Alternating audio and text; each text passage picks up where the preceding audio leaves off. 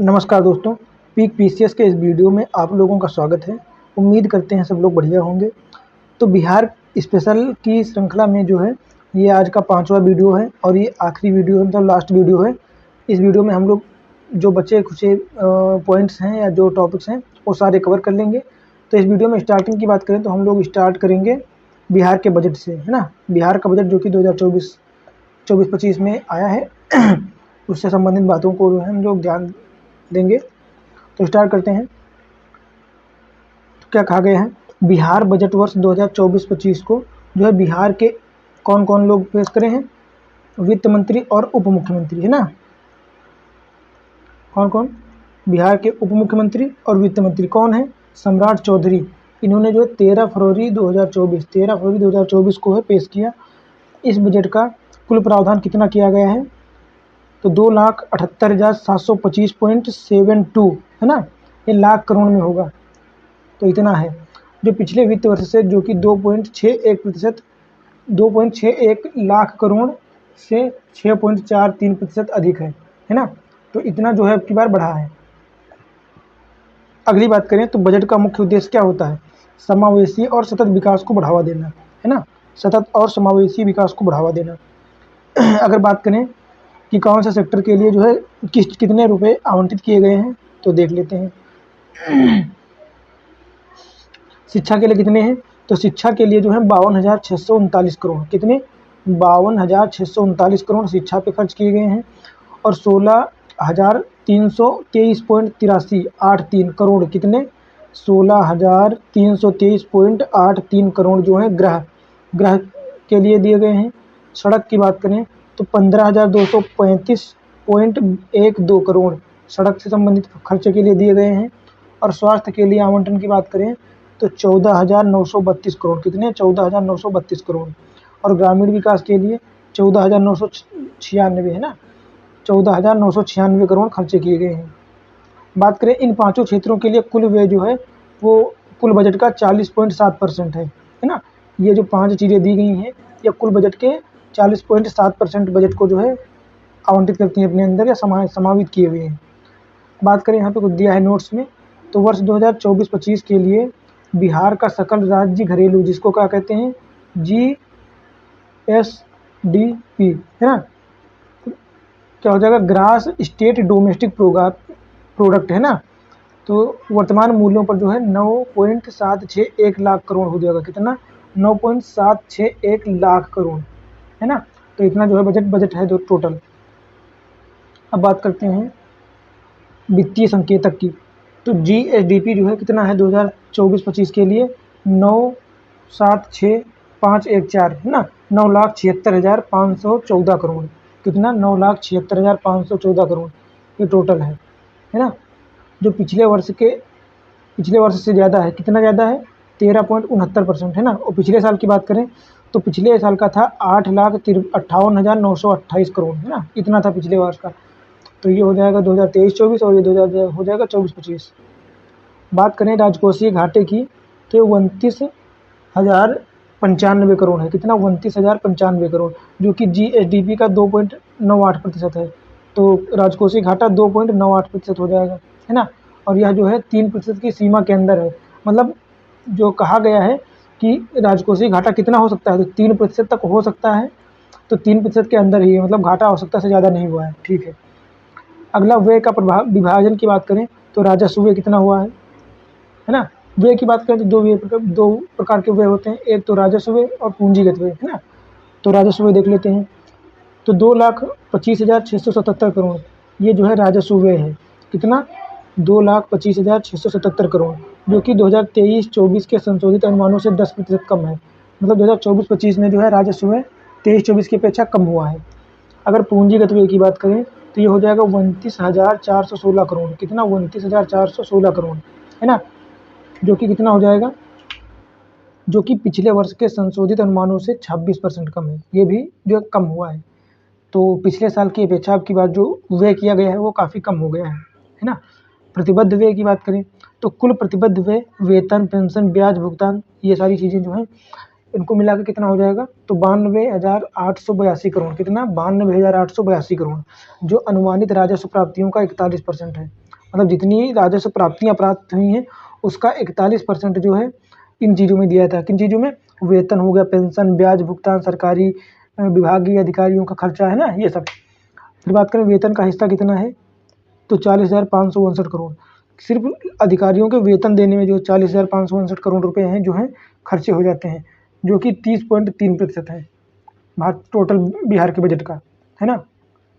अब बात करें बुनियादी ढांचा विकास, तो 26,000 करोड़ का पैकेज जो है इस चीज़ के लिए दिया गया है, जिसमें राजमार्गों, हवाई अड्डों, मेडिकल कॉलेज और खेल के ढांचे के विकास के लिए जो है आवंटित किए गए हैं। कितने? 26,000 करोड़ रुपए।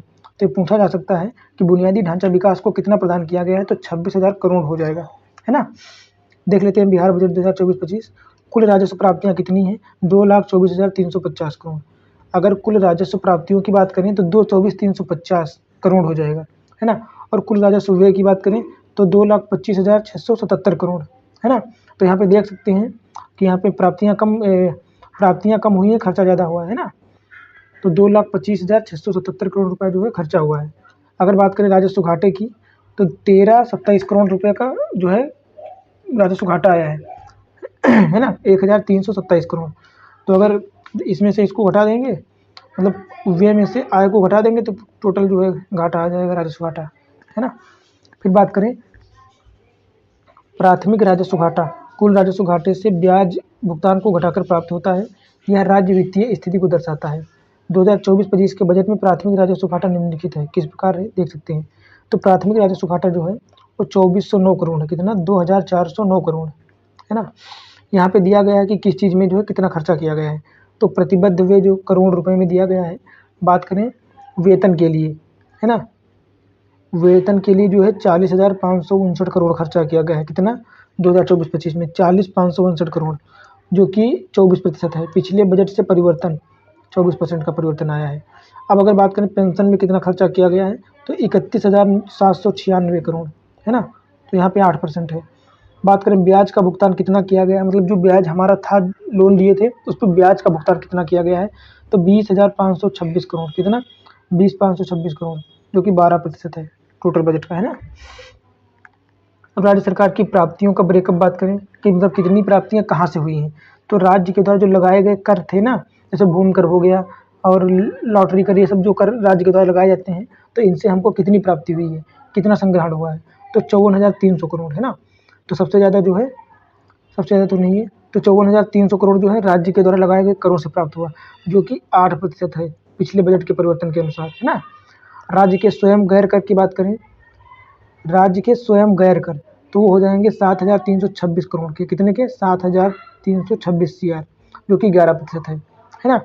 और केंद्रीय करों में हिस्सेदारी की बात करें कि केंद्रीय करों के द्वारा जो है राज्य को कितना हिस्सा मिला है, तो हो जाएगा 1,13,012 करोड़, है ना। कितना हो जाएगा? 1,13,012 करोड़, जो कि 10% है, देख सकते हैं। अगले की बात करते हैं बिहार की अर्थव्यवस्था, है ना। देख लेते हैं यहाँ पे बिंदु जो है दिए। तो GSDP की बात करें तो वर्ष 2023-24 में बिहार की GSDP स्थिर कीमतों पर कितनी थी? 10.6% की दर से बढ़ी थी, 10.6% की दर से जो है बढ़ी थी। और वर्ष 2022-23 में बिहार की GSDP जो है राष्ट्रीय GDP से 7.2% थी। कितनी? 7.2% की दर से अधिक बढ़ने का अनुमान है ना। बात करें क्षेत्र की तो 2022-23 में कृषि, मैन्युफैक्चरिंग, विनिर्माण जिसको कहते हैं, और सेवा क्षेत्रों में क्रमशः 6.7, 6.8 और 13% की वृद्धि होने का अनुमान है। 2022-23 में कृषि, मैन्युफैक्चरिंग और सेवाओं का अर्थव्यवस्था में क्रमशः 25%, 17% और 58% का योगदान का अनुमान है, जो कि मौजूदा कीमतों के आधार पर है ना। तो ये फैक्ट काफ़ी महत्वपूर्ण है, तो ये पूछे भी जा सकते हैं।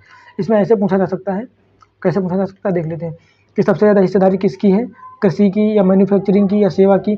तो जो है सबसे ज़्यादा हिस्सेदारी किसकी है? 13%, जो कि सेवा। तो सबसे पहले आ जाएगा सेवा, सर्विस सेक्टर, है ना। इसके बाद आ जाएगा विनिर्माण, जिसका 6.8% है, और इसके बाद आ जाएगा कृषि, है ना। तो ये सीक्वेंस आप लोग याद रखना, सेवा, फिर विनिर्माण, फिर कृषि। अगर बात करें दोनों में सेम है, मतलब जो है क्षेत्रों की बात करें या फिर रेट की, GSDP की, दोनों में जो है सबसे आगे सेवा क्षेत्र है, फिर विनिर्माण और फिर कृषि, है ना। बात करें प्रति व्यक्ति GSDP की तो 2022-23 में बिहार की प्रति व्यक्ति जीएसडीपी मौजूदा कीमतों पर की बात करें तो 59,637 रुपये थे। 59,637 रुपये अनुमानित है, जिसमें पिछले वर्ष की तुलना में जो है 14% की वृद्धि हुई थी। कितनी? 14% वृद्धि हुई है। और 2022-23 में राष्ट्रीय स्तर पर प्रति व्यक्ति जीडीपी काफ़ी अधिक हुई है। कितनी हो गई है? 1,96,983। एक देख सकते हैं कितना बढ़ गया है, होने का अनुमान है अब की बार, है ना। तो कितना होने का अनुमान है देख सकते हैं आप लोग। अब बात करते हैं बेरोजगारी। तो आवधिक श्रम बल सर्वेक्षण जुलाई 2022 से जून 2023 के मध्य की बात की गई है। इसके अनुसार बिहार में बेरोजगारी की दर कितनी है? 3.4% थी। तो बेरोजगारी की दर 3.4% थी, नहीं 3.4 नहीं 3.9 है ना। 3 पॉइंट कितना हो जाएगा? 3.9% है ना, जो कि राष्ट्रीय स्तर से 3.2% कम है या अधिक है क्योंकि बिहार में बेरोजगारी ज़्यादा है ना राष्ट्रीय स्तर से। बात करें 15 से 29 वर्ष आयु के वर्ग में बेरोजगारी कितनी है? 13.9% है ना, जो राष्ट्रीय स्तर से 10% अधिक है, जो कि राष्ट्रीय स्तर से भी अधिक है बिहार में गरीबी नहीं, बेरोजगारी। फिर बात करते हैं बिहार के आर्थिक सर्वेक्षण में। बिहार आर्थिक सर्वेक्षण 2023-24 राज्य की स्थिति, विकास और विभिन्न क्षेत्रों में प्रगति के विस्तृत विवरण प्रदान करता है, जिसके बिंदु यहाँ पे दिए गए हैं एक तरफ से, है ना। तो देख लेते हैं पहले मुख्य आर्थिक संकेतक। जीएसडीपी 2023-24 22-23 में बिहार का जीएसडीपी जो है 8,58,928 करोड़ था। कितना? 8,58,900 करोड़ था, 928 करोड़, जो वर्ष 2023-24 में बढ़कर 13.69% हो गया है ना। 13.69% से बढ़कर 9,76,514 करोड़ हो गया है। 8,58,928 से 9,76,514 करोड़ होने का अनुमान है ना, जो कि 13.69% बढ़ा है। अब बात करते हैं विकास दर की। तो बिहार की आर्थिक विकास दर जो है 2022-23 में 10.64% थी। कितनी? 10.64% है ना, जो देश में सबसे तेज विकास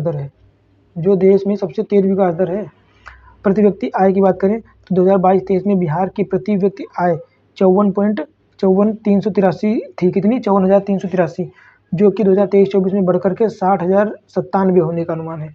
54 से 60,000 है ना, इतना बढ़ने के अनुमान है अब की बार। बात करें क्षेत्रीय विश्लेषण की, तो यहाँ पे देख सकते हैं किस क्षेत्र का कितना योगदान है। तो कृषि क्षेत्र का योगदान कितना है? 22%। अगर बात करें भारत के परिप्रेक्ष्य में तो वहाँ पे 18 से 19% है ना। तो यहाँ जो बिहार में है, बिहार में कृषि का जीएसडीपी में योगदान 22% है, और उद्योग क्षेत्र का जीएसडीपी में योगदान 17% है, और सेवा क्षेत्र का जीएसडीपी में जो 61% है। तो यहाँ पे सीक्वेंस थोड़ा सा चेंज हो जाएगा। तो यहाँ पे सबसे पहले आ जाएगा सेवा क्षेत्र, है ना, सबसे ज़्यादा योगदान सेवा क्षेत्र का है। इसके बाद आ जाएगा एग्रीकल्चर, है ना, और इसके बाद आ जाएगा उद्योग क्षेत्र। तो ये सीक्वेंस जो है आप लोग रट के रखना, क्योंकि यहाँ से सीक्वेंस पूछा जा सकता है। तो सबसे ज़्यादा अगर क्षेत्रीय विश्लेषण की बात करें तो जीएसडीपी में सबसे ज़्यादा योगदान किसका है? 22% कृषि का हो जाएगा, 17% जो कि उद्योग का है, और 61% सबसे ज़्यादा सेवा क्षेत्र का है ना। अगले बिंदुओं की बात करें शिक्षा की, तो बिहार की साक्षरता दर कितनी है? 70.9%। कितनी? 70.9%। अगर बात करें प्राथमिक शिक्षा में नामांकन दर की तो 95% है, 95%। बात करते हैं वित्तीय प्रबंधन राजस्व की, तो 2023-24 में कुल राजस्व कितना करोड़ होने का अनुमान है? तो 2,24,350 करोड़ होने का अनुमान है। कितना? 2,24,350 CR है ना, ये करोड़ में दिया गया है। अगला बात करते हैं राज्य का कर राजस्व कितना है? तो 1,05,640 करोड़। कितना? 1,05,640 करोड़। अगर केंद्रीय करों में राज्य का हिस्सा बात करें तो 90,590 करोड़। कितना? केंद्रीय करों में राज्य की हिस्सेदारी कितने करोड़ की है? 90,590 करोड़, है ना। अगर बात करें केंद्र से अनुदान कितना प्राप्त होता है तो 12,500 करोड़ रुपया जो है ये बिहार को अनुदान प्राप्त होता है केंद्र से, है ना, 12,500 करोड़। अब बात करते हैं व्यय की, तो व्यय जो है 2023-24 में कुल व्यय कितना हुआ है? तो 2,79,000 हो जाएगा। कितना? 2,79,000 करोड़, है ना, होने का अनुमान है की बार। बात करें अगर राजस्व व्यय का, तो राजस्व व्यय कितना है? 2,25,677 करोड़, 2,25,677 करोड़, और पूंजीगत व्यय 29,416 करोड़। तो राजस्व व्यय बहुत ज़्यादा है और पूंजीगत व्यय तो काफ़ी कम है उसकी अपेक्षा, है ना। बात करते हैं बिहार में काहे की परिवहन की, बिहार में परिवहन, है ना, देख लेते हैं। सड़क परिवहन की बात करें तो राष्ट्रीय राजमार्ग, सड़क परिवहन में राष्ट्रीय राजमार्ग की बात करें तो टोटल कुल लंबाई बिहार में कितनी है? 6969, है ना। 5969 किलोमीटर जो है राष्ट्रीय राजमार्ग बिहार में स्थित है। और अगर बात करें कि सबसे ज़्यादा कहाँ पे है, तो सबसे ज़्यादा हो जाएगा महाराष्ट्र, है ना। इसके बाद यूपी आएगा और इसके बाद अन्य देश आएंगे अन्य देश नहीं, अन्य राज्य, है ना। तो सबसे ज़्यादा महाराष्ट्र, फिर यूपी और फिर जो भी हो। तो यहाँ पे 5969 किलोमीटर जो है राष्ट्रीय राजमार्ग की लंबाई है। प्रमुख परियोजनाओं की बात करें तो नए 4 लेन सेक्शन के निर्माण और मौजूदा सड़कों में सुधार सहित महत्वपूर्ण विस्तार और उन्नयन जो है किया गया है। राज्य राजमार्ग की बात करें, स्टेट राजमार्ग, तो कुल लंबाई कितनी हो जाएगी, तो 3638 किलोमीटर। कितनी, 3638 किलोमीटर। कनेक्टिविटी में सुधार और यात्रा को सुगम बनाने के लिए कई राज्य राजमार्गों का उन्नयन भी किया जा रहा है वर्तमान में, है ना। अब अगर बात करें जिला की सड़कें कितनी दूरी है टोटल, तो कुल लंबाई की बात करें तो 16,181 किलोमीटर हो जाएगा। कितना हो जाएगा, 16,181 किलोमीटर, है ना। ग्रामीण सड़क पहल की बात करें तो ग्रामीण कनेक्टिविटी बढ़ाने के लिए प्रधानमंत्री ग्राम सड़क योजना, जिसको PMGSY कहते हैं, है ना, जैसी योजनाओं के तहत इनके माध्यम से कार्य भी जारी है और आगे के लिए बढ़ता ही जा रहा है ना। तो अब बात करते हैं काहे की, रेल परिवहन की, है ना। ये तो सड़क का मामला था। अब रेल की बात करें तो रेल लाइनों की कुल लंबाई बिहार में कितनी है, तो 3825 किलोमीटर हो जाएगी। 3825 किलोमीटर टोटल लंबाई, है ना।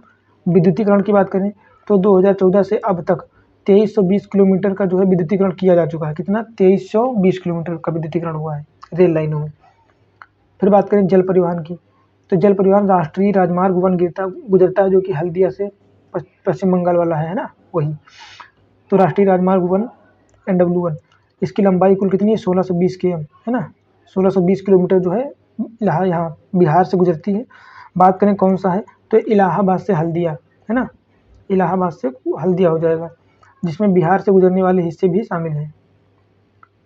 फिर बात करें अगर विकास, इसका विकास जो है, तो गंगा नदी के किनारे बंदरगाह सुविधाओं और बुनियादी ढांचे में निवेश, ताकि माल और यात्री सेवाओं का समर्थन जो है आसानी से किया जा सके और ज़्यादा मात्रा में किया जा सके, इसलिए जो है विकास की परियोजनाएं चलाई जा रही हैं।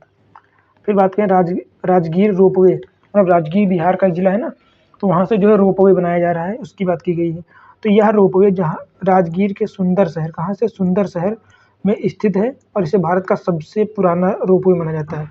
ये पॉइंट सबसे पुराना जो है, ये पॉइंट महत्वपूर्ण है कि भारत का सबसे पुराना रोपवे कहाँ स्थित है, तो राजगीर के सुंदर शहर में स्थित है ना।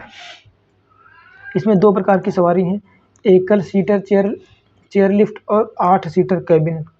तो 8 सीटर कैबिन और एकल सीटर चेयर लिफ्ट, ये 2 चीज़ें जो हैं स्थापित की व्यवस्था इनकी की गई है। अब बात करें मंदार हिल रोपवे, दूसरा कौन सा है, मंदार हिल रोपवे।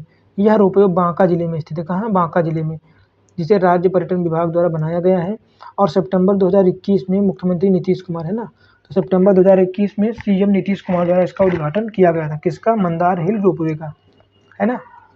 फिर अगली बात करें वायु परिवहन, तो वायु परिवहन में हवाई अड्डों की बात करें, हवाई अड्डे, तो यहाँ पे कौन कौन से हवाई अड्डे हैं, जयप्रकाश नारायण अंतर्राष्ट्रीय हवाई अड्डा कहाँ स्थित है, पटना में। तो जयप्रकाश नारायण जो है अंतर्राष्ट्रीय हवाई अड्डा पटना में स्थित है। राज्य की सेवा करने के लिए मुख्य हवाई अड्डा है ना, चूंकि अंतर्राष्ट्रीय है तो मुख्य तो वैसे भी हो जाएगा। बात करें इंफ्रास्ट्रक्चर विस्तार, तो बढ़ते यात्री यातायात को संभालने और सुविधाओं में सुधार करने के लिए इंफ्रास्ट्रक्चर विस्तार की व्यवस्था की जा रही है और आगे भी करी जा रही है। बात करें क्षेत्रीय कनेक्टिविटी की, तो राज्य के अन्य क्षेत्रों में संभावित नए हवाई अड्डों या मौजूदा हवाई अड्डों के विस्तार के लिए चर्चा भी चल रही है। हालांकि भी किसी कंफर्मेशन पॉइंट पर पहुंचा नहीं गया है, पर चर्चा चल रही है ना।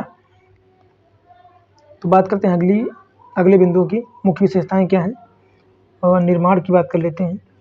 तो निर्माण क्षेत्र का आकार कितना 2011-12 में जो है 27,000 करोड़ था। कितना, 27,000 करोड़ रुपये से बढ़कर जो है 2022-23 में 40.9 हज़ार करोड़ हो गया। कितना, 40.9 हज़ार करोड़, जो कि अच्छा खासा है, लगभग 30% के ऊपर है ना। परिवहन, भंडारण और संचार की व्यवस्था की बात करें तो यह क्षेत्र 2011-12 में 17.5 हज़ार करोड़ से बढ़कर जो है 2022-23 में 46.7 करोड़ हो गया है ना। अगला बात करें अर्थव्यवस्था में योगदान, तो 2022-23 में बिहार की अर्थव्यवस्था में निर्माण, परिवहन, संचार, व्यापार और होटल आदि क्षेत्रों का जो टोटल 37% था, जो कि सेवा क्षेत्र कहलाता है, जबकि राष्ट्रीय स्तर पर यह 27% है ना। राष्ट्र सड़क घनत्व की बात करें तो बिहार प्रति 1000 किलोमीटर स्क्वायर में सड़क घनत्व के मामले में भारत के प्रमुख राज्यों में तीसरे स्थान पर है। तो ये पॉइंट क्या हो जाता है, बहुत ही इंपॉर्टेंट हो जाता है।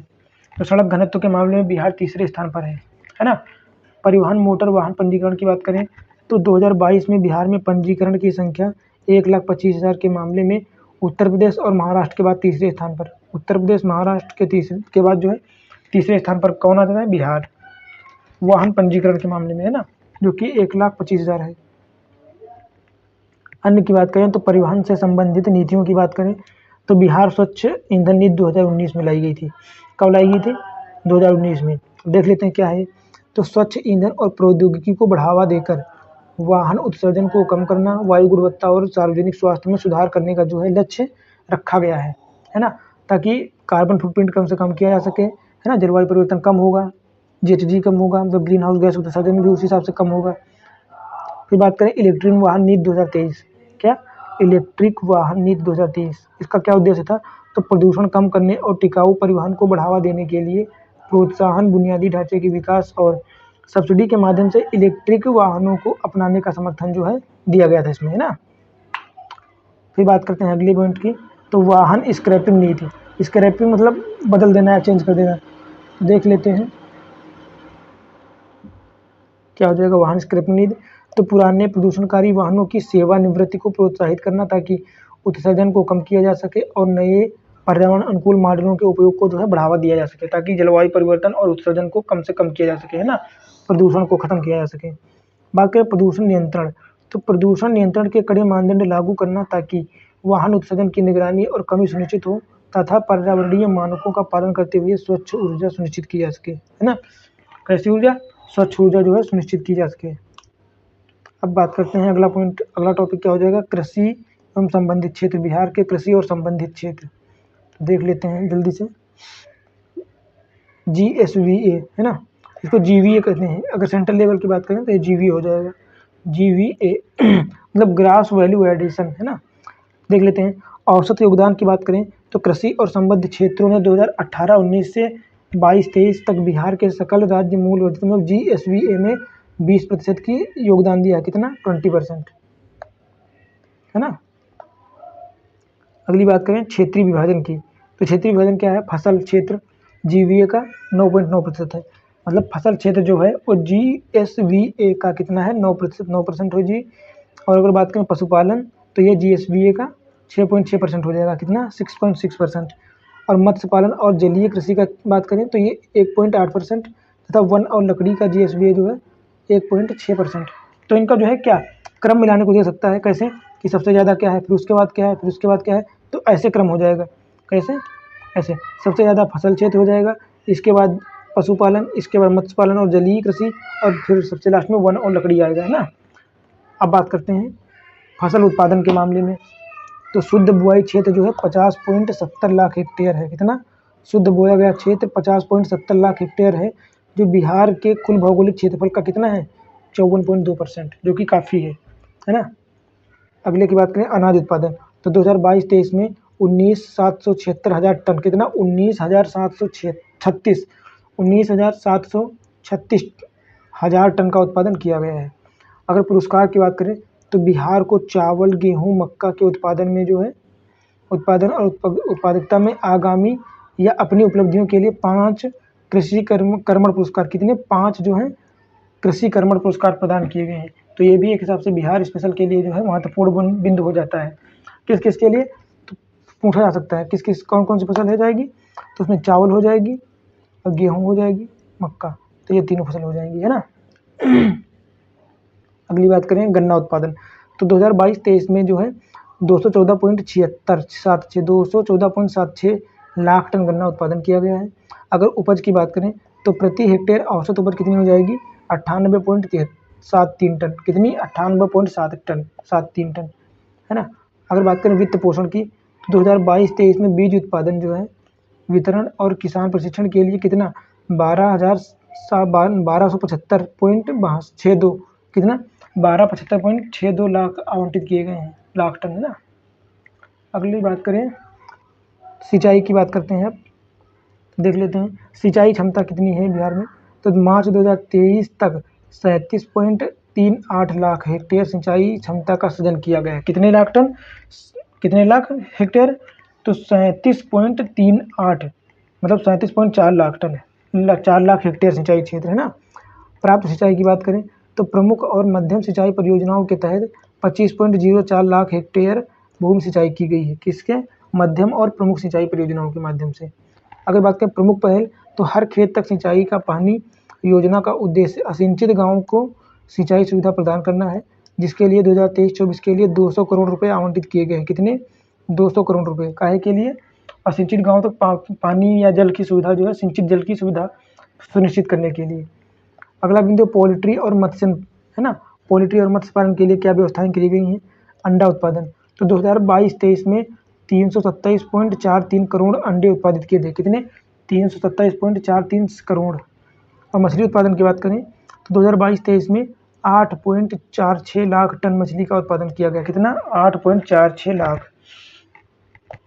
मत्स्य उत्पादन के लिए वित्त पोषण की बात करें तो मछली उत्पादन को बढ़ाने, उंगली के आकार की मछलियों को स्टॉक करने, पिंजरों की स्थापना के लिए 2023-24 में जलाशय मात्स्यिकी कौन सी परियोजना चलाई गई है?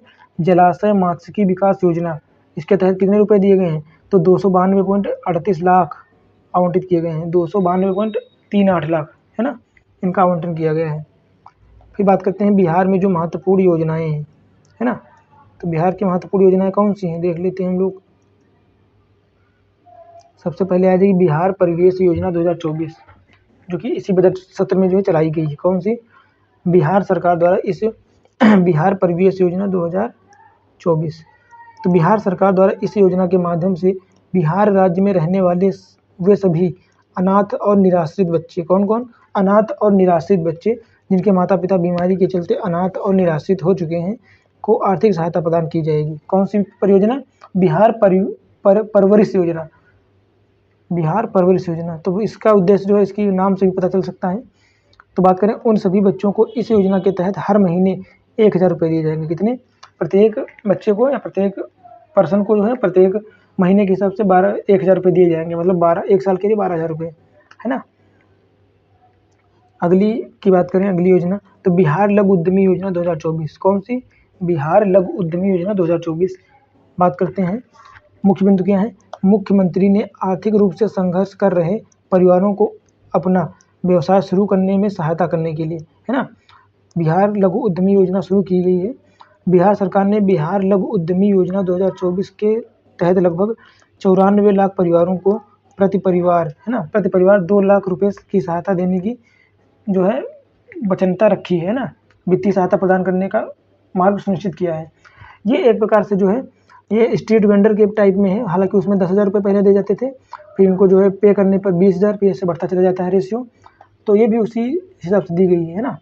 अब बात करते हैं अगली परियोजना या योजना, तो हर घर बिजली योजना 2024। हर घर बिजली योजना 2024। इस योजना का उद्देश्य बिहार के हर घर में बिजली पहुंचाना है ना। फिर बात करें इस समस्या को दूर करने के लिए बिहार सरकार राज्य में गरीबी रेखा से नीचे रहने वाले सभी परिवारों को मुफ्त बिजली कनेक्शन देगा, है ना। मतलब बीपीएल के नीचे जितने लोग रहते हैं जो है उन सबको मुफ्त बिजली कनेक्शन देगा, फ्री कनेक्शन। फिर बात करते हैं बिहार हर घर बिजली योजना के तहत राज्य भर में 50 लाख मतलब 5 मिलियन से ज़्यादा घरों में बिजली पहुंचाने का जो है लक्ष्य निर्धारित किया गया है, सुनिश्चित किया गया है।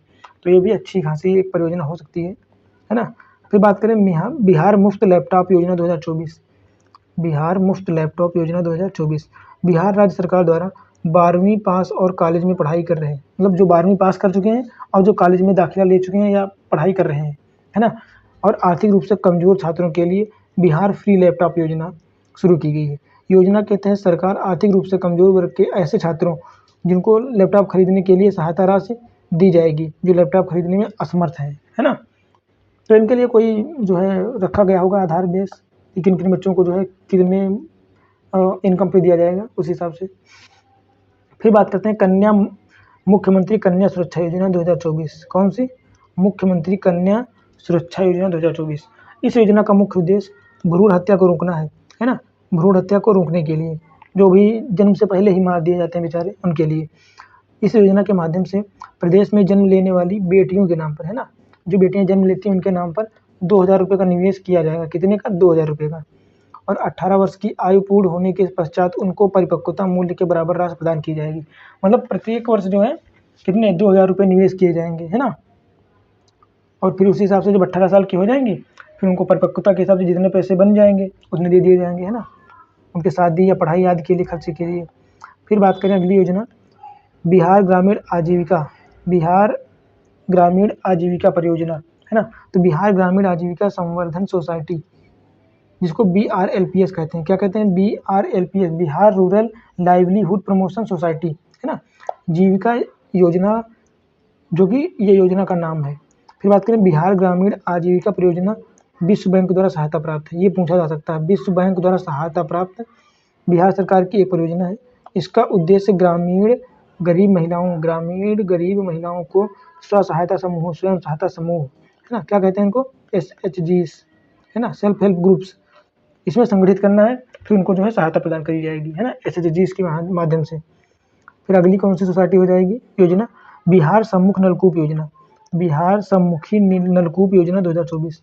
बिहार सरकार ने बिहार के किसानों के लिए एक नई योजना प्रारंभ की है, जिसके तहत किसानों को सिंचाई व्यवस्था प्रदान की जाएगी, है ना। इस योजना के तहत बिहार के किसानों को नलकूप लगाने के लिए 80% तक की सब्सिडी दी जाएगी, है ना।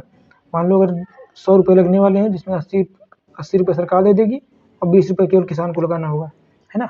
तो अच्छा खासा सब्सिडी मिल रही है। अन्य योजनाओं की बात करें तो मुख्यमंत्री उद्यमी योजना हो जाएगी, मुख्यमंत्री उद्यमी योजना। तो इस योजना का उद्देश्य जो है, इस योजना के तहत उद्योग विभाग द्वारा 10 लाख रुपये, कितने 10 लाख रुपये तक का ऋण प्रदान किया जाएगा, जिस पर 50% तक की सब्सिडी भी दी जाएगी। सरकार द्वारा 50% सब्सिडी भी देगी, है ना। अगर कोई अपना उद्योग छोटा मोटा या स्टार्टअप करना चाहता है तो उसके लिए 10 लाख तक का लोन जो है मिल सकता है, जिस पर 50% सब्सिडी होगी, मतलब 50% ही आप लोगों को देना होगा। अगली दक्ष योजना हो जाएगी, है ना। तो देख लेते हैं दक्ष योजना क्या है। दक्ष योजना जो है बिहार सरकार द्वारा मिशन दक्ष का प्रारंभ कब? कक्षा 3 से लेकर कक्षा 8 तक, है ना। तो 3 से लेकर 8 तक के बच्चों के कमजोर स्टूडेंट्स की पहचान कर उन्हें विशेष रूप से हिंदी, गणित और अंग्रेजी की कक्षाएं प्रदान करना। इसमें जो है शिक्षा पर विशेष बल दिया गया है। कौन कौन सी विषय? तो हिंदी, गणित, अंग्रेजी, है ना, इन 3 विषयों।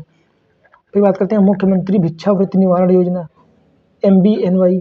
तो इस योजना का उद्देश्य भिखारियों के अधिकारों की रक्षा करना और उन्हें बढ़ावा देना है ना, ताकि नीतियों और कार्यक्रमों के माध्यम से उनकी देखभाल, सुरक्षा, विकास, सामाजिक, आर्थिक और सांस्कृतिक सशक्तिकरण सुनिश्चित किया जा सके, है ना। इनको एक रोजगार में शामिल किया जा सके, भिक्षाटन को छोड़ करके किसी अच्छे या अपने पैरों पर खड़ा होने के लिए जो है सहायता करेगी बिहार सरकार। अगली बात करें तो मुख्यमंत्री कन्या विवाह योजना। इस योजना की शुरुआत बिहार सरकार द्वारा की गई है। इस योजना के तहत राज्य के जो है BPL, है ना, बिलो पॉवर्टी लेवल परिवारों में आर्थिक रूप से कमजोर परिवारों को अपनी बेटियों की शादी के लिए आर्थिक सहायता प्रदान की जाती है ना। क्या है उद्देश्य इसका? तो योजना के तहत प्रत्येक लाभार्थी को या प्रत्येक परिवार को 51,000 रुपये, कितने 51,000 रुपये जो है वित्तीय सहायता दी जाती है प्रत्येक शादी के लिए, है ना। तो लाभार्थी की पात्रता की बात करें तो लाभार्थी लड़की की उम्र 18 वर्ष या उससे अधिक होनी चाहिए और लड़के की उम्र जो है 21 वर्ष होनी चाहिए या उससे अधिक होनी चाहिए। मतलब दोनों को दिया जाता है सहायता, इसमें किसको? लड़के और लड़की दोनों को, है ना, मेल फीमेल। फिर बात करते हैं अगली योजना की, तो कन्या उत्थान योजना अगली योजना है। कौन सी? कन्या उत्थान योजना। तो देख लेते हैं, मुख्यमंत्री कन्या उत्थान योजना बिहार सरकार द्वारा चलाई जा रही है। इस योजना का उद्देश्य क्या है? उच्च शिक्षा प्राप्त कर रही बालिकाओं को, कौन सी? जो बालिकाएं उच्च शिक्षा में, जैसे ग्रेजुएशन हो गया, पोस्ट ग्रेजुएशन हो गया, है ना, को प्रोत्साहन दिया जाता है। इसके लिए उन्हें कितने 50,000 तक की आर्थिक सहायता दी जाती है। कितने रुपए तक? 50,000 तक की। फिर बात करें 7 निश्चय योजना। इसमें 7 योजनाओं को जो है इंटीग्रेट किया गया है ना। देख लेते हैं कौन कौन सी है। तो इस योजना की घोषणा 2015 में की गई थी, है ना। तो इसमें कौन कौन सी 7 परियोजनाओं को शामिल किया गया है? तो पहली हो जाएगी हर घर नल का जल, है ना। तो इसका उद्देश्य क्या है? सभी घरों में स्वच्छ पेयजल उपलब्ध कराना, है ना। दूसरा, हर घर बिजली लगातार, प्रत्येक घर को बिजली की निरंतर आपूर्ति सुनिश्चित करना।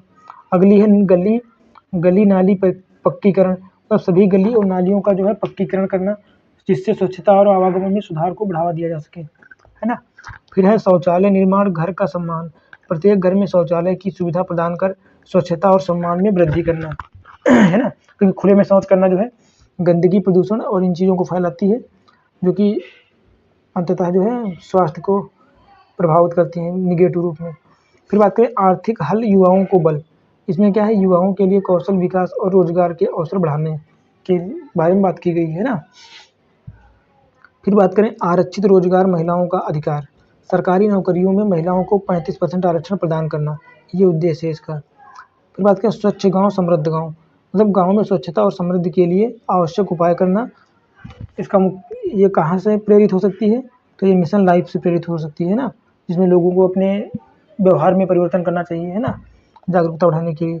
अन्य योजनाओं की बात करें बिहार में, तो 7 निश्चय 2.0 लाई गई थी। कौन सी? 7 निश्चय 2.0 योजना की घोषणा 2020 में की गई थी। कब? 2020 में। इसमें देख लेते हैं कौन सी 7 योजनाओं को शामिल किया गया है। तो इसमें जो है पहली योजना है युवा शक्ति बिहार की प्रगति, मतलब युवा शक्ति बिहार की प्रगति। तो युवा शक्ति चाहे जहाँ की वो प्रगति का ही मार्ग सुनिश्चित करती है। तो युवाओं को रोजगार के बेहतर अवसर प्रदान करना, कौशल विकास के नए केंद्र स्थापित करना, है ना, बेहतर अवसर प्रदान करना, केंद्र स्थापित करना और तकनीकी शिक्षा को बढ़ावा देना, है ना। फिर बात करें अगले की, तो सक्षम महिला सक्षम बिहार। सक्षम महिला सक्षम बिहार योजना का क्या उद्देश्य है? महिलाओं के आर्थिक, सामाजिक और राजनीतिक, है ना, तो आर्थिक, सामाजिक, राजनीतिक सशक्तिकरण के लिए योजनाएं चलाई जा रही हैं। स्वरोजगार और उद्यमिता को जो है बढ़ावा दिया जा रहा है। बात करें महिलाओं के लिए विशेष प्रशिक्षण, कैसा? विशेष प्रशिक्षण और कौशल विकास के कार्यक्रम जो है चलाए जा रहे हैं, है ना। फिर हर खेत तक सिंचाई का पानी। इसका उद्देश्य सभी खेतों तक सिंचाई के जल को सुनिश्चित करना, जल संसाधनों का समुचित उपयोग और प्रबंधन होना तथा नई सिंचाई परियोजनाओं का विकास करना, है ना। बात करें स्वच्छ गांव समृद्ध गांव। कौन सा? स्वच्छ गांव समृद्ध गांव योजना।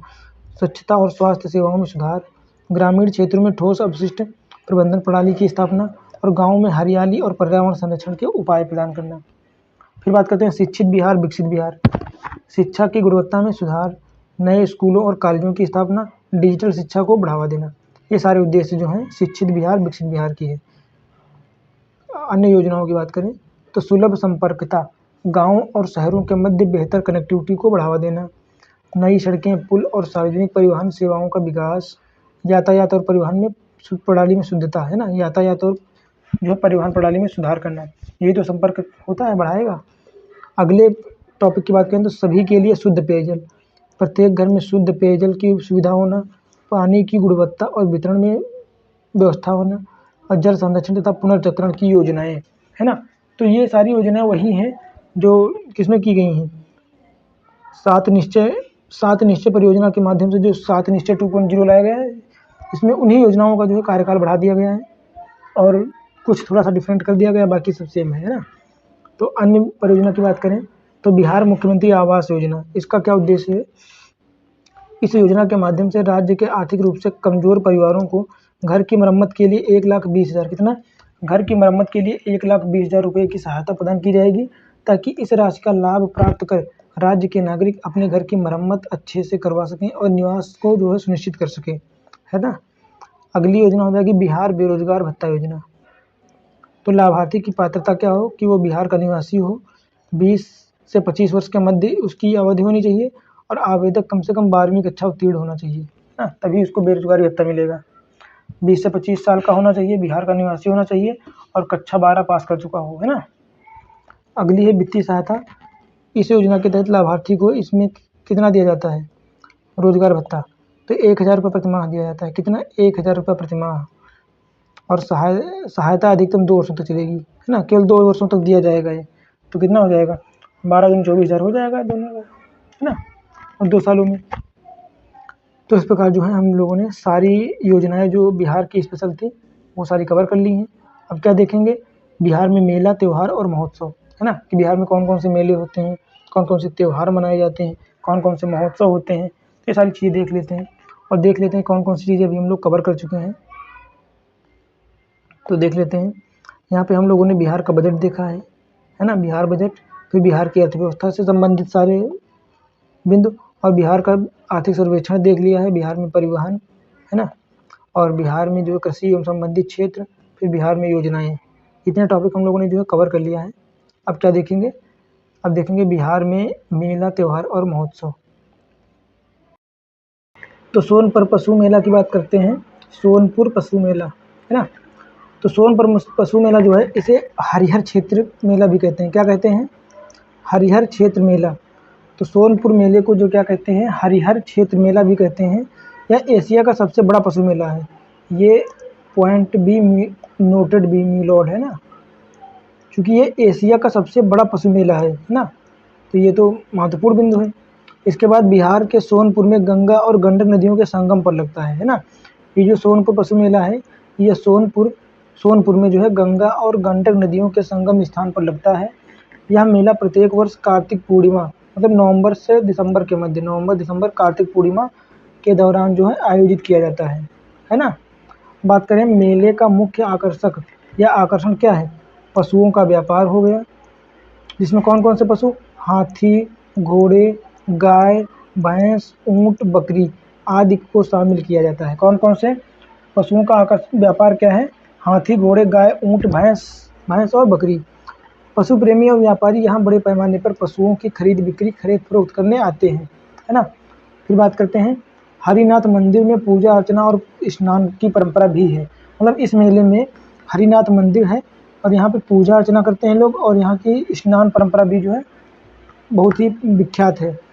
फिर बात करें मेले में विभिन्न सांस्कृतिक कार्यक्रम जैसे नृत्य हो गया, संगीत, नाटक, पारंपरिक खेल आदि भी का भी आयोजन किया जाता है ना।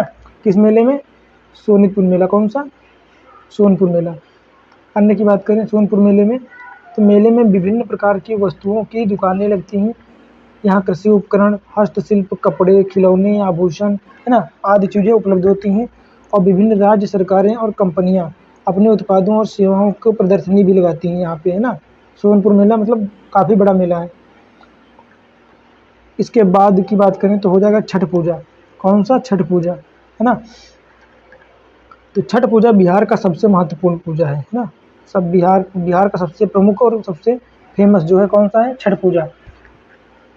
बात करें यह सूर्य देवता की पूजा के रूप में मनाया जाता है। छठ पूजा जो है सूर्य देवता की पूजा के रूप में मनाया जाता है।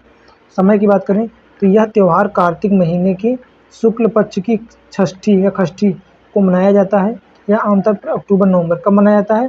कार्तिक महीना अक्टूबर नवंबर, है ना। मुख्य गतिविधियाँ इसमें कौन कौन सी होती हैं देख लेते हैं। तो इसमें व्रत, गंगा या अन्य पवित्र नदियों में स्नान करना, सूर्य देवता को अर्घ्य देने जैसी मतलब पानी देना जैसी गतिविधियाँ शामिल होती हैं। महत्व क्या है? त्यौहार परिवार की समृद्धि और स्वास्थ्य के लिए किया जाता है ना, मनाया जाता है। फिर बात करते हैं अगले मेले की, तो बिरहुला त्यौहार। कौन सा? बिहुला त्यौहार। बिहुला त्यौहार मुख्य रूप से बिहार के भागलपुर जिले में, कहाँ? भागलपुर जिले में मनाया जाता है ना। त्यौहार पूर्वी बिहार में काफ़ी प्रसिद्ध है। यह त्यौहार प्रत्येक वर्ष अगस्त के महीने में, कहाँ कब? अगस्त में मनाया जाता है। इस त्यौहार का शानदार मंजूषा कला जश्न, कौन सा? मंजूषा कला जश्न। पूछ सकता है कि मंजूषा कला जश्न किस चीज़ से संबंधित है? कौन से? तो बेहुला त्यौहार से संबंधित है, जो बिहार में पाए जाने वाले अन्य कला रूपों की तरह ही शानदार है ना। अगले की बात कर लें, अगला कौन सा हो जाएगा? बुद्ध जयंती। देख लेते हैं बुद्ध जयंती। तो मई के महीने में वैशाख पूर्णिमा, है ना, पूर्णिमा के दिन को मनाई जाती है। ऐसा माना जाता है कि बुद्ध का जन्म, ज्ञान और मृत्यु इसी पूर्णिमा के दिन हुई थी। तो ये काफ़ी महत्वपूर्ण फैक्ट है ना। देख लेते हैं, इसलिए बुद्ध जयंती का त्यौहार मनाया जाने लगा। यह त्यौहार मुख्य रूप से जो है बोधगया और राजगीर में मनाया जाता है। कहाँ कहाँ? एक तो बोधगया और दूसरा राजगीर। हालांकि मनाया अन्य जगहों पर भी जाता है, पर मुख्यतः इन जगहों पर जो होता है ना। यह दिन महाबोधि मंदिर में प्रार्थना और उत्सव का दिन है। महाबोधि मंदिर में प्रार्थना और उत्सव भी मनाया जाता है। पितृपक्ष मेले की बात करें तो यह मेला प्रत्येक वर्ष सितंबर महीने में होता है। और गया के लोग, कहाँ? गया के लोग श्राद्ध कर्म करते हैं। कौन सा कर्म? श्राद्ध कर्म। इससे दिवंगत आत्मा को मोक्ष मिलता है। यह परंपरा भगवान राम से संबंधित है। माना जाता है कि उन्होंने यहीं पहला पिंडदान किया था, है ना, भगवान राम। अगला बात करें समाज केवा, तो ये भी बिहार का मेला है। कौन सा? समाज केवा। यह मिथिला क्षेत्र का एक महत्वपूर्ण मेला है। समाज केवा मिथिला से संबंधित है, जो भाई बहन के रिश्ते को समर्पित है ना। समाज केवा जो है भाई बहन के प्यार से संबंधित है, रिश्ते से संबंधित है। समय की बात करें तो कार्तिक महीने में विशेष रूप से छठ पूजा के समय के आसपास मनाया जाता है। मुख्य गतिविधियाँ, मिट्टी की गुड़ियाँ बनाई जाती हैं, उनका निर्माण और उनका खेल भाई बहन द्वारा निभाई जाने वाली रस्में आदि गतिविधियाँ की जाती हैं, है ना।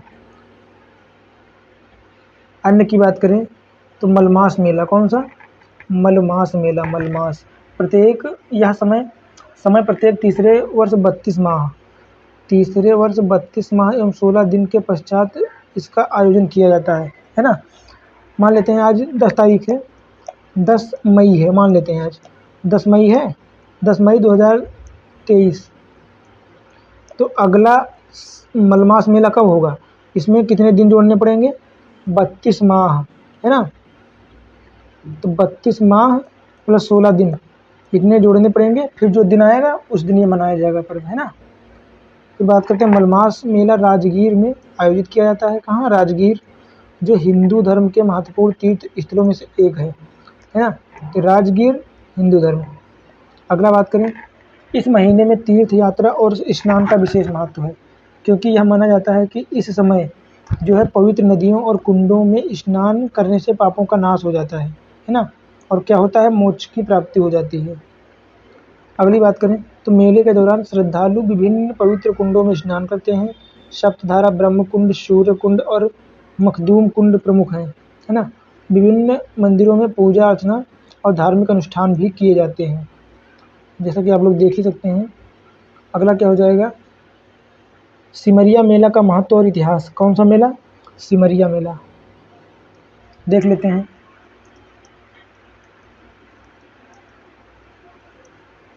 सिमरिया मेला एक प्रमुख धार्मिक और सांस्कृतिक मेला है जो बिहार के बेगूसराय जिला, तो सिमरिया मेला कहाँ से संबंधित है? बेगूसराय के सिमरिया गांव से, है ना। गंगा नदी के तट पर आयोजित होता है। यह मेला मुख्य रूप से कार्तिक पूर्णिमा के अवसर पर मनाया जाता है। कब? कार्तिक पूर्णिमा। धार्मिक महत्व क्या है इसका? सिमरिया मेला का मुख्य आकर्षण गंगा स्नान है। क्या है? गंगा स्नान, है ना। हिंदू मान्यताओं के अनुसार कार्तिक पूर्णिमा के दिन गंगा में स्नान करने से पापों का नाश हो जाता है और मोक्ष की प्राप्ति होती है ना। अगला मेला है ऐतिहासिक महत्व। अगर इसके ऐतिहासिक महत्व की बात करें, किसके? ये मेला है सिमरिया मेला, है ना। तो सिमरिया मेले का यह ऐतिहासिक महत्व क्या है? तो सिमरिया का धार्मिक महत्व प्राचीन काल से है। यह माना जाता है कि महर्षि वाल्मीकि ने यहाँ तपस्या की थी और रामायण की रचना की थी, है ना, सिमरिया नामक स्थान पर। इस क्षेत्र का उल्लेख विभिन्न पुराणों और धार्मिक ग्रंथों में भी मिलता है, तो ये काफ़ी महत्वपूर्ण हो जाता है पॉइंट, है ना। बात करते हैं अगले की, तो सौराठ मेला का महत्व और इतिहास। सौराठ मेला, जिसे सौराठ सभा के नाम से जाना जाता है, बिहार के मिथिला क्षेत्र में मधुबनी जिला, कहाँ? मधुबनी जिले में सौराठ गांव, मधुबनी जिले के सौराठ गांव के में आयोजित एक पारंपरिक मेला है ना, पारंपरिक मेला। धार्मिक और सांस्कृतिक महत्व की बात करें तो सौराठ का मेला आयोजन स्थल ज्येष्ठ और आषाढ़, जो कि मई जून का महीना होता है, इसके दौरान होता है ना। इस मेले का मुख्य उद्देश्य क्या है? विवाह योग्य युवक युवतियों के माता पिता को एक साथ पर लाकर विवाह संबंध तय करना, है ना। फिर मैथिल समाज में इस मेले की परंपरा सदियों पुरानी है और इसे सामाजिक समरसता और एकता का प्रतीक माना गया है। क्या माना गया है? सामाजिक समरसता और एकता का प्रतीक माना जाता है। ऐतिहासिक महत्व क्या है? यह मेला करीब 700 साल पुराना है। कितना? 700 साल पुराना। तो यह मेला करीब 700 साल पुराना है। इसे मिथिला के राजाओं द्वारा प्रोत्साहित किया गया था। किसके? मिथिला के राजाओं द्वारा। अगली बात करें तो मेले में भाग लेने वाले परिवारों को अपने गोत्र और कुल की जानकारी देनी होती है, ताकि विवाह संबंधों में गोत्र और कुल की शुद्धता बनी रहे, है ना। तो यहाँ पे जो विवाह की परंपराएं की जाती हैं वो गोत्र और कुल पर आधारित होती हैं, है ना। उसके माध्यम से ही आगे की बातें की जाती हैं। तो यहाँ पे हम लोगों ने मेले, महोत्सव और जो भी उत्सव थे सारे कवर कर लिए हैं। अब क्या बात करेंगे? अब बात करेंगे बिहार में जो जीआई टैग प्राप्त प्रोडक्ट हैं, है ना, उनको देख लेते हैं।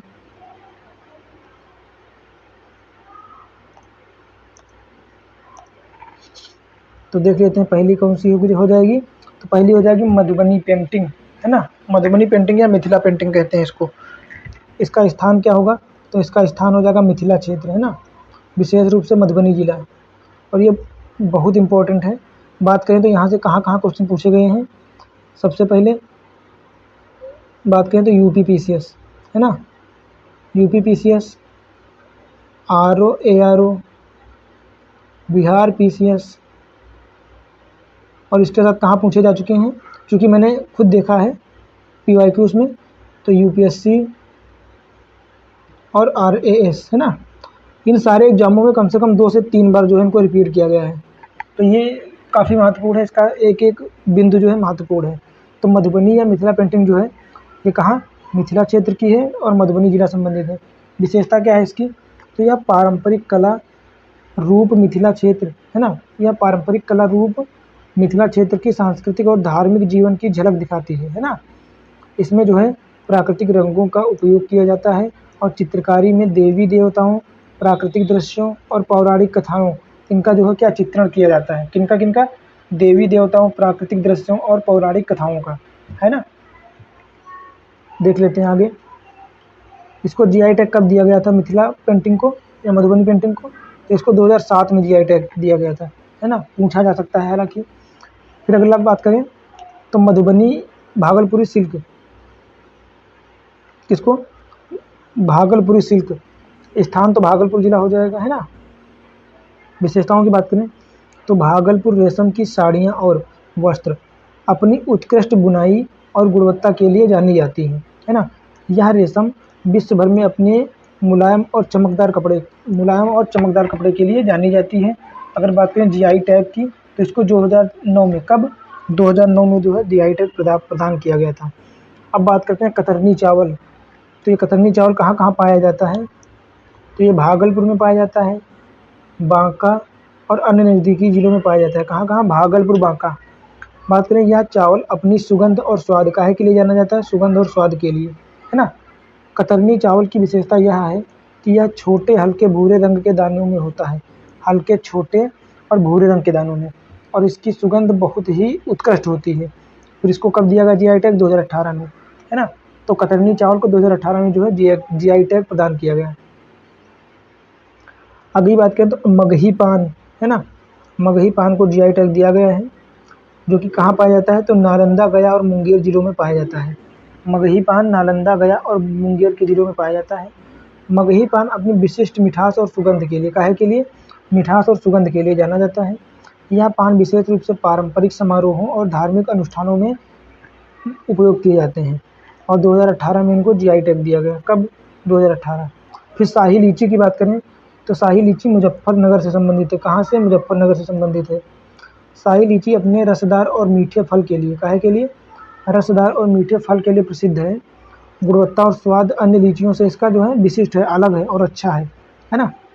तभी तो GI टैग दिया गया, 2018 में दिया गया। कब दिया गया, GI टैग 2018 में। फिर बात करते हैं सिलाव खाजा, सिलाव का ख्वाजा, जो कि नालंदा जिले का फेमस है, कहाँ का, नालंदा जिला। विशेषता की बात करें तो सिलाव का ख्वाजा एक पारंपरिक मिठाई है जो अपनी कुरकुरी और मीठी परतों के लिए प्रसिद्ध है। यह नालंदा और उसके आसपास के क्षेत्रों में बहुत लोकप्रिय है, और इसको भी 2018 में GI टैग दिया गया था, है ना। मंजूसा चित्रकला की बात करें तो ये भागलपुर क्षेत्र से संबंधित है, और मंजूसा चित्रकला पारंपरिक कला का एक रूप है जिसमें लोक कथाओं और धार्मिक कथाओं का चित्रण होता है। इसे आमतौर पर बांस की टोकरी पर चित्रित किया जाता है, काहे पर, तो मंजूसा कला बांस की टोकरी पर चित्रित की जाती है, और इसको GI टैग 2017 में दिया गया। कब दिया गया, 2017 में, है ना।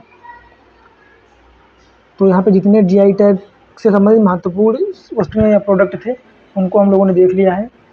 अब बात करते हैं विविध की, तो विविध में जो है देख लेते हैं एक एक टॉपिक को।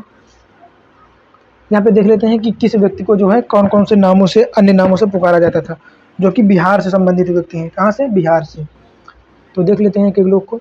डॉक्टर राजेंद्र प्रसाद, तो डॉक्टर राजेंद्र प्रसाद को अन्य कौन कौन से नामों से जानते हैं, देश रत्न, अजातशत्रु, है ना। तो देश रत्न और अजातशत्रु जो है डॉक्टर राजेंद्र प्रसाद को कहते हैं। लोकनायक जयप्रकाश नारायण को कहते हैं, तो लोकनायक किसको कहते हैं, जयप्रकाश नारायण को, है ना। फिर अनुग्रह नारायण सिन्हा को क्या कहते हैं, बिहार भाव विभूति, है ना। तो बिहार विभूति किसको कहते हैं, अनुग्रह नारायण सिन्हा को। बात करें स्वामी सहजानंद की, तो इनको किसान का मसीहा कहते हैं, क्योंकि इन्होंने 1917 के एल्बम में जो है किसान सभा का आंदोलन, जो है किसान सभा की अध्यक्षता करी थी। तो किसान मसीहा स्वामी सहजानंद हो जाएंगे, है ना, सरस्वती। फिर श्री कृष्ण सिंह की बात करें तो एक बिहार केसरी किस्सा श्री कृष्ण सिंह, और बाबू साहेब सच्चिदानंद सिन्हा को कहते हैं, बाबू साहेब सच्चिदानंद सिन्हा। फिर बात करें विद्यापति को मैथिला या मैथिली कोकिल कहते हैं, मैथिली कोकिल कौन हो जाएगा, विद्यापति। और बाबूजी की बात करें तो बाबूजी जगजीवन राम। यहाँ पे ध्यान रखना एक चीज़ कि जो है बाबू साहब सच्चिदानंद सिन्हा को कहते हैं और बाबूजी जो है जगजीवन राम हो जाएंगे, है ना। रामधारी सिंह दिनकर राष्ट्रकवि, इनको तो सभी जानते होंगे, हालांकि जानते तो सभी लोगों को होंगे, लेकिन इनको तो जानते होंगे, साहित्य क्षेत्र में विख्यात इंसान है काफ़ी रामधारी सिंह दिनकर, है ना। अगला बात करें फिल्म से संबंधित, तो हिंदी फिल्म पहली कौन सी थी, पहली हिंदी फिल्म कल हमारा है, बिहार की पहली हिंदी फिल्म क्या है, कल हमारा है। भोजपुरी फिल्म गंगा मैया तोहरे पियरी चढ़ाइबो, है ना, क्या हो जाएगी भोजपुरी फिल्म, तो गंगा मैया तोहरे पियरी चढ़ाइबो, है ना। और मैथिली फिल्म की बात करें तो कन्यादान हो जाएगी, मैथिली फिल्म जो हो जाएगी कन्यादान। और मगही फिल्म की बात करें तो भैया 1961 में बनाई गई थी, कौन, भैया 1961, है ना। बात करते हैं अगले, यहाँ पे कुछ दी गई हैं, उनका जो है कब स्थापना वर्ष पूछा गया है, तो पीएमसीएच क्या, पीएमसीएच इसकी स्थापना कब हुई, 1925 है ना। प्रथम दूरदर्शन कब स्थापित किया गया, कब चालू हुआ, तो 1978 हो जाएगा, है ना। फिर डीएमसीएच की बात करें, डीएमसीएच तो ये 1946 हो जाएगा।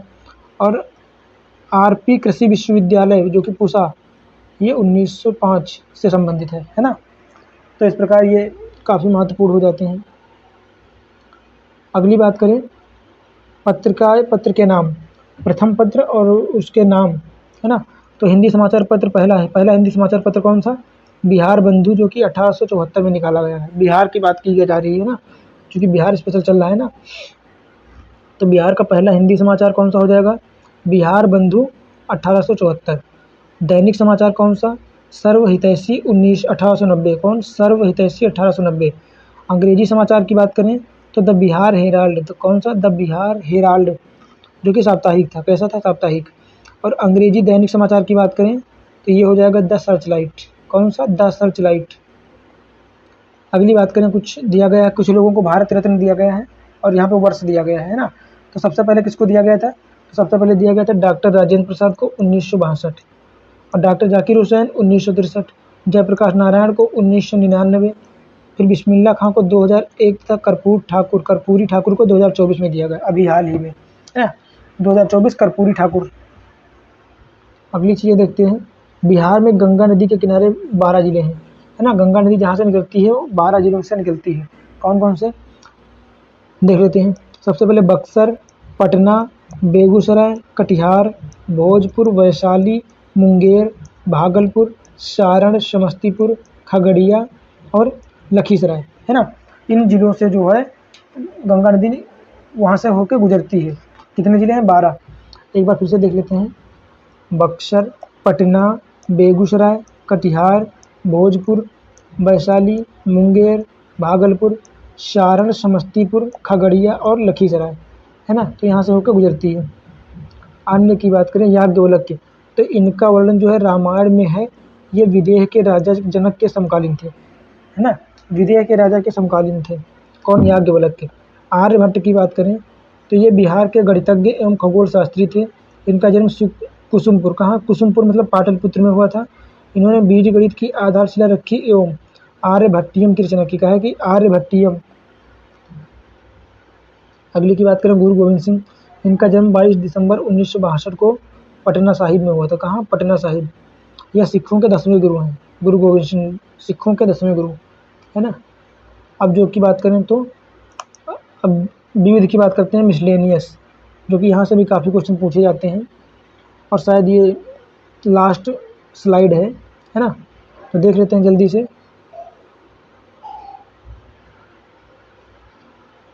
यहाँ पे कुछ हस्तियाँ दी गई हैं और उनसे संबंधित बातें। तो डॉक्टर सच्चिदानंद सिन्हा, है ना, डॉक्टर सच्चिदानंद सिन्हा का जो प्रारंभिक जीवन की बात की गई है इसमें, देख लेते हैं। तो इनका जन्म कब हुआ था, तो 10 नवंबर 1871, है ना। डॉक्टर सच्चिदानंद सिन्हा का जन्म कब होता है, 10 नवंबर 1871। कहाँ हुआ था, बिहार के मुंगेर जिला, है ना, मुंगेर जिला बिहार। बात करें शिक्षा की, तो इन्होंने अपनी प्रारंभिक शिक्षा बिहार में प्राप्त की और फिर उच्च शिक्षा के लिए कहाँ गए थे? इंग्लैंड, है ना, जहाँ उन्होंने कानून की डिग्री ली। डॉक्टर सच्चिदानंद सिन्हा जो है एक लॉयर थे। कौन थे? लॉयर। इनके राजनीतिक जीवन की बात करें तो भारतीय राष्ट्रीय कांग्रेस, सच्चिदानंद सिन्हा भारतीय राष्ट्रीय कांग्रेस के सदस्य थे और स्वतंत्रता संग्राम में सक्रिय रूप से भाग लिया तथा प्रथम भारतीय थे जिन्हें हाउस ऑफ लॉर्ड्स के लिए चुना गया था। ये जो काफ़ी महत्वपूर्ण पॉइंट है कि प्रथम भारतीय थे जिन्हें हाउस ऑफ लॉर्ड के लिए जो है चुना गया था। कौन थे? तो डॉक्टर सच्चिदानंद सिन्हा, है ना। संविधान सभा की बात करें तो वे भारतीय संविधान सभा के अस्थायी अध्यक्ष बने सबसे पहले।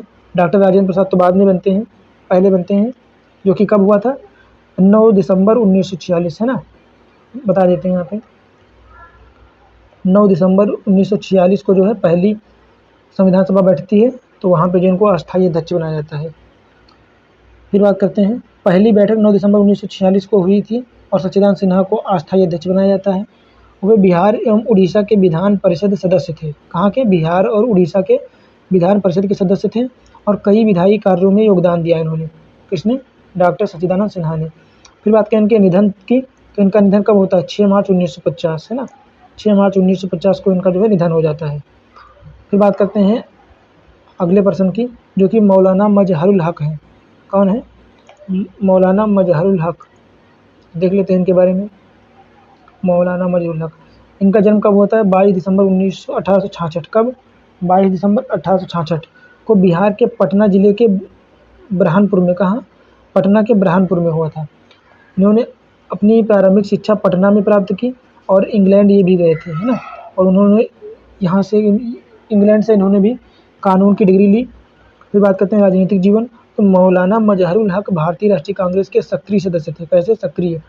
और होम रूल लीग अध्यक्ष रहे, होम रूल लीग के अध्यक्ष भी रहे हैं। कौन? मौलाना मजहरुल हक। उन्होंने चंपारण सत्याग्रह में महात्मा गांधी के साथ महत्वपूर्ण भूमिका निभाई, है ना, चंपारण सत्याग्रह। समाज सुधार की बात करें तो मौलाना मजहरुल हक ने शिक्षा के महत्व को समझा और इसके प्रचार प्रसार के लिए कई विद्यालयों और शिक्षण संस्थानों की स्थापना की। योगदान की बात करें तो द मदरलैंड नामक पत्र इन्होंने निकाला तथा प्रकाशन भी किया तथा सदाकत आश्रम की नींव रखी। कहा है कि सदाकत आश्रम की स्थापना किसने की? तो हो जाएंगे मजहरुल हक, है ना। अगला जो है मौलाना मजहरुल हक का निधन कब होता है? तो 2 जनवरी 1930 को। कब हो जाता है? 2 जनवरी 1930 को इनका जो है इनकी डेथ हो जाती है। अगली बात करते हैं जयप्रकाश नारायण, है ना, देख लेते हैं जयप्रकाश नारायण को। तो 11 दिसंबर 1902 को इनका जन्म होता है। कब होता है? 11 दिसंबर 1902, बिहार के सारण जिले में सिताब राय के गाँव, सारण जिला सिताब राय गाँव, है ना, वहाँ पे इनका जन्म होता है। शिक्षा की बात करें तो उन्होंने अपनी प्रारंभिक शिक्षा पटना से प्राप्त की और अमेरिका से राजनीतिक विज्ञान और समाजशास्त्र की डिग्री प्राप्त की। कहाँ से? अमेरिका से। इन्हें लोकनायक भी कहते हैं। क्या कहते हैं इन्हें? लोकनायक, है ना। लोकनायक बाल गंगाधर तिलक को भी कहा जाता है और इनको भी, किसको? जयप्रकाश नारायण को। स्वतंत्रता संग्राम में भूमिका की बात करें तो क्विट इंडिया मूवमेंट 1942, है ना, भारत छोड़ो आंदोलन जो है 1942 के भारत छोड़ो आंदोलन में उन्होंने महत्वपूर्ण भूमिका निभाई।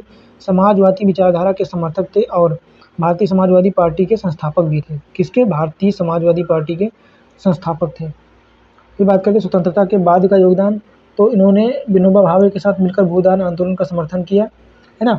और जेपी आंदोलन की बात करें तो 1970 के दशक में जब भ्रष्टाचार और राजनीतिक असंतोष चरम पर था, तब इन्होंने संपूर्ण क्रांति का आह्वान किया। कहे का? संपूर्ण क्रांति का। आपातकाल का विरोध किया था इन्होंने, है ना, जो इंदिरा गांधी के समय में 1975 में जो आपातकाल लगा था बिना किसी कारण के, है ना, अवैध रूप से, तो इसका विरोध किसने किया था? इन्होंने किया था, है ना। बात करें निधन की तो 8 अक्टूबर 1979, है ना, 1979 को जो है पटना में इनका निधन हो जाता है ना। किसका? जयप्रकाश नारायण। तो यहाँ पे 3 लोग महत्वपूर्ण थे। कौन कौन थे? डॉक्टर सच्चिदानंद सिन्हा, मौलाना मजहरुल हक और सत्यप्रकाश नारायण, है ना। इन 3 लोगों के बारे में जानकारी प्राप्त की गई है, क्योंकि यहाँ से क्वेश्चन बहुत बार जो है रिपीट मिलते हैं, है ना। तो प्राकृतिक बिहार की बात करें, बिहार के प्राकृतिक मैप की बात करें तो देख लेते हैं हम इसमें कुछ चीज़ें। देख लेते हैं कहाँ पे क्या है तो देख लेते हैं। यहाँ पे ये हो गया मधुबनी का मैदान। पहले मैदान देख लेते हैं, मधुबनी का मैदान, फिर मोतिहारी का मैदान, है ना। और ये हो जाएगा सहरसा का मैदान, सहरसा का मैदान, उत्तर बिहार का मैदान यहाँ पे है ना। अररिया का मैदान, महानंदा नदी के क्षेत्र का मैदान, कटिहार मैदान, है ना। अन्य की बात करें तो इधर जो हो जाएगा निम्न सोन नदी का मैदान हो जाएगा, और मिर्ज़ापुर की पहाड़ियाँ, कैमूर पहाड़ियाँ, और बात करें राजगीर की पहाड़ियाँ, है ना। ये भागलपुर का मैदान हो जाएगा, कहाँ का, भागलपुर का मैदान। ये दक्षिणी बिहार का मैदान हो गया। अब बात कर लेते हैं काहे की पहाड़ियों की बात करें तो ये पहाड़ी ये हो जाएगी मिर्ज़ापुर की पहाड़ी, कैमूर की पहाड़ी, है ना। और ये राजगीर की पहाड़ी, फिर हो जाएगी ये राजमहल की पहाड़ियाँ। तो ये सारी जो है पहाड़ियाँ मुख्य थी, है ना। और बाकी तो सारे ज़िले हैं। कौन कौन से ज़िले हैं, ये पश्चिम चंपारण हो गया, ये पूर्वी चंपारण, सीतामढ़ी, शिवहर, मुजफ्फरपुर, मधुबनी, दरभंगा, वैशाली, समस्तीपुर, सहरसा, मधेपुरा, सुपौल, अररिया, किशनगंज, पूर्णिया, खगड़िया, भागलपुर, कटिहार और बांका, है ना। अन्य की बात करें तो इधर हो जाएगा गोपालगंज डिस्ट्रिक्ट, फिर सिवान, सारण, बक्सर, भभुआ, रोहतास, औरंगाबाद, भोजपुर, पटना, अरवल, जहानाबाद, गया, नवादा, शेखपुरा, बेगूसराय, लखीसराय, मुंगेर, है ना, जमुई। तो इस प्रकार जो हैं ये सारे 38 ज़िले हैं, है ना। कौन कौन से 38 ज़िले हो जाएंगे। और यहाँ पे बात करें मंडल की तो जो है 9 मंडल, कितने 9 मंडल 38 ज़िले हैं, है ना। तो सारे ज़िले हम लोगों ने देख ही लिया है। अन्य की बात करें नदी मैदानों की बात करें तो देख लेते हैं। ये बेतिया का मैदान ये तो देख ही चुके हैं, है ना। कलर थोड़ा सा डिफरेंट चूज़ करते हैं। ये गंडक नदी मैदान हो जाएगा, है ना। ये गंडक नदी मैदान, घाघरा का मैदान, घाघरा नदी, गंगा नदी, ये सोन नदी क्षेत्र हो जाएगा। और बाकी इसी प्रकार सारी हैं। तो बाकी आप लोग देख ही सकते हैं, बाकी सब हम लोगों ने कवर कर लिया है ना। तो इसको डिलीट कर देते हैं।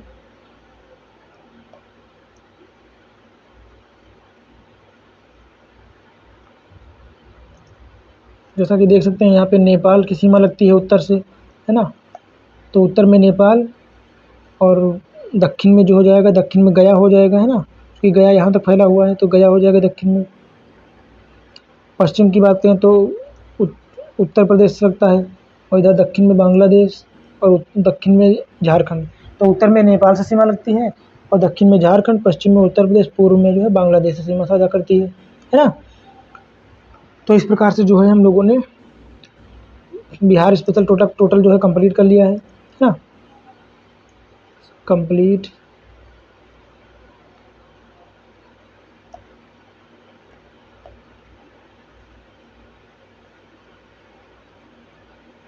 तो बिहार स्पेशल जो है कंप्लीट हो चुका है। तो उम्मीद करते हैं ये सीरीज़ आप लोगों को अच्छी लगी होगी। और इसमें जो है अब इसके अलावा आप लोगों को ज़्यादा पढ़ने की आवश्यकता नहीं है, क्योंकि भारत या विश्व, राष्ट्रीय, अंतर्राष्ट्रीय ये करंट अफेयर्स तो आपको पढ़ना पड़ेगा। पर अगर बात करें बिहार की तो बिहार का बजट भी इसमें हो गया है टोटल, है ना। और जो इम्पोर्टेंट करंट अफेयर्स था, है ना, तो वो भी हो गया है। और बाकी बिहार का स्पेशल की बात करें तो पॉलिटी, ज्योग्राफी, मतलब बिहार स्पेशल टोटल कंप्लीट हो गया है इसमें।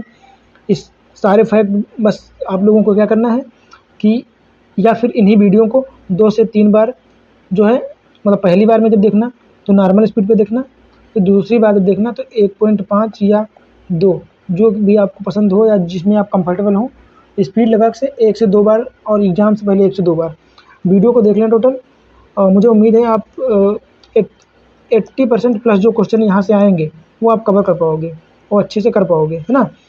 और मैं ये भी कहता हूँ कि जितने क्वेश्चन आएंगे उसमें से 85% जो है इस सीरीज़ से मिल जाएंगे, 85%, क्योंकि जनगणना भी हमने पढ़ ली है बिहार की इसमें, है ना।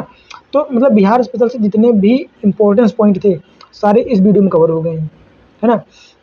चूँकि ये श्रृंखला भी पूरी हो चुकी है जिसमें टोटल 5 लेक्चर हैं, है ना। तो इसमें सब कुछ कवर कर दिया गया, कुछ भी छूटा नहीं है बिहार स्पेशल से। अब जो हमको करना है क्या करेंगे, अब हम जो है बीपीएससी की क्या करेंगे, मॉक टेस्ट लाएंगे, है ना, मॉक टेस्ट, जिसमें डेली एक मॉक टेस्ट फुल लेंथ का होगा और वो ट्राई किया जाएगा, है ना। मतलब हम लोग क्वेश्चन है और उसका फिर डिटेल एनालिसिस भी देखेंगे। इस प्रकार से पेपर तक जो है 20 से 25 टेस्ट देख लेंगे और मोस्टली क्वेश्चन यहीं से फंस जाएंगे, बाहर से कहीं देखने की जरूरत नहीं पड़ेगी, है ना। तो बस यही रिक्वेस्ट है आप लोगों से कि वीडियो को लाइक करते रहें और चैनल को सब्सक्राइब कर दीजिए, तथा अगर वीडियो अच्छी लगती हो तो लोगों के साथ शेयर भी कर सकते हैं, है ना, ताकि हम लोगों का भी कुछ मोटिवेशन मिल सके। तो बस ठीक है, आप लोगों का वीडियो देखने के लिए बहुत बहुत धन्यवाद और मिलते हैं फिर अगली सीरीज में।